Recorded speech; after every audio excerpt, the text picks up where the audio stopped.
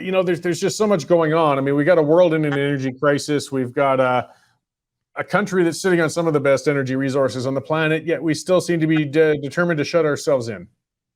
Absolutely. And there's this new global baseline standard for sustainability and climate related financial disclosures, which is basically ESG on steroids. And it's been drafted by this organization called the International Financial Reporting Standards Foundation. Now, Canada is one of the 140 jurisdictions that follows the IFRS standards, and they're meant to provide some level of standardization of accounting standards in the world. Now, after COP26, a new International Sustainability Standards Board was created out of the IFRS, and its goal is to create a global baseline for accounting for carbon emissions, anything related to sustainability, climate, and they have three building blocks: sustainability, climate, and then industry specific standards. Canada has agreed to support this initiative. We lobbied for, and we got one of the ISSB offices in Montreal. It was inaugurated at the end of June.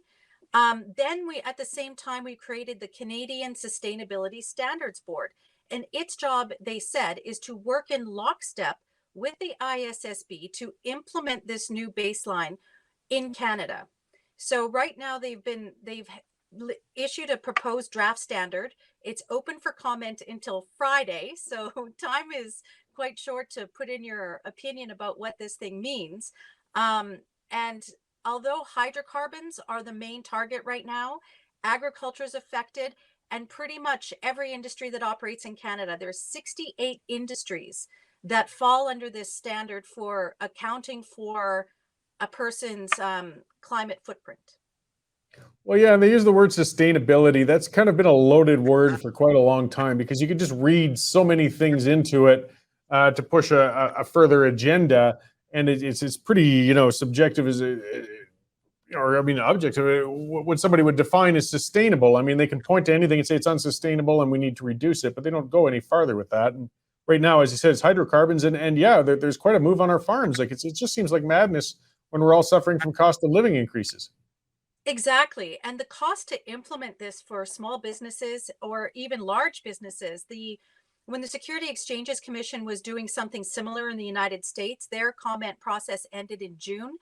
They estimated to comply with these new standards would cost a company up on average $644,000 a year. Now, how is a small mom and pop operation or a small oil producer or a farmer or a rancher supposed to pay $644,000 to comply with all these new standards? Like one of the things that they include is the monitoring of scope 3 emissions. Now, a lot of this sounds arcane, right? You've got scope 1, scope 2, scope 3. What does all this stuff mean? Well, scope 3 is everything. So whatever a company produces, they're supposed to follow it down the value chain. Who's using it? How much are they using it? How are they disposing of it? How did the product get to somebody? What happens with it down the road? They're supposed to account all of that as part of their emissions profile. So the more you produce stuff, the higher emissions profile you're going to have, which would seem rather weird that you're trying to basically cut down businesses that produce things. So then we'll all become a service economy, I guess. That works. Yeah, I mean, it just seems so inane and unreasonable. I mean, the term we hear a lot too is that ESG, so environment, social, and governance. But I mean, again, and that's loaded as well. I mean, now you got to start talking about social impacts, and well, that's all over the map.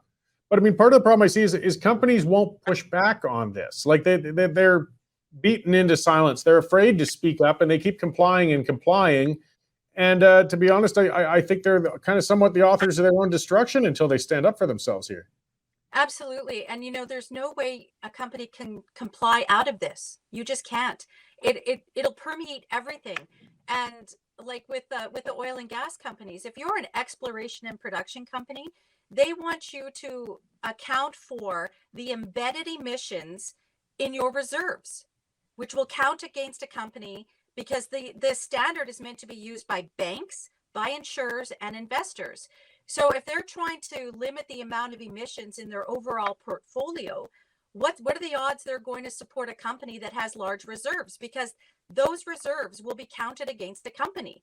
So in a time of energy insecurity, as you mentioned, why are we adopting a policy or a standard that will basically um, compromise our oil and gas reserves? Well, they'll be counted against a company. Yeah, and some of those bars, I mean, one of the things that people forget, and it drives me bananas when I hear from some people saying, oh, Energy East was shut down because it wasn't financially viable. Well, no, it was shut down because the government made it financially unviable. It was always viable before that. And the big one was they were going to make the producers responsible for downstream emissions. Well, you don't know what the end user is going to do with that product. Maybe they're going to consume it in a non-emission sort of manner. But I mean, it's something you can't commit yourself to. So the investors pulled out. Exactly. And honestly, for what's supposed to be an accounting standard, why would you require companies to account for something they're not in control of? Usually in accounting, you can only account for things for which you're responsible. And therefore, if you misstate something or you omit something, you can be held liable because that's under your control and you didn't report properly. But with this, it really leaves companies open to litigation for mistakenly say something, or they omitted something that an activist investor thought they should have included. So it'll open up a can of worms for litigation for companies, and it's really death by a thousand cuts. Well, and likewise, just like in the case of Vancouver with their lunatics and city council are suing oil companies for global impacts while overlooking all the benefits, of those long lifespans and not freezing to death in winter. Uh, but I mean, it's the same sort of principle. They want to hold companies responsible for downstream emissions when they had no control over those to begin with. Exactly. And if I can just segue a bit into agriculture, because with Mhm. the new fertilizer ban or reduction that they're putting forward, what this standard does is it says that if you're a livestock producer and you sell your livestock to, say, JBS or a big meat producer, that meat producer will require you to say whether or not you operate in an area of high or extreme high risk water stress. Well, if you look on, and they use the World Resources Institute aqueduct program, very controversial. The data is not so good. They don't use provincial data or anything. And if you're found to be in one of these areas, you could be denied um, funding from the banks, or the producers will say, look, we've committed to reducing our sustainability stresses in areas of high to extreme high risk water. So I'm sorry, we can't take your livestock, we can't take your grain. So it's yet another attack on agriculture at a time of food insecurity, where these poor ranchers and farmers are going to be held to account for emissions and operating in high to extreme high risk water areas. And if I can just point out, that's pretty much all of Western Saskatchewan, or Western Canada, Southern Saskatchewan, Southern Alberta, Southern Manitoba, all fall within that region.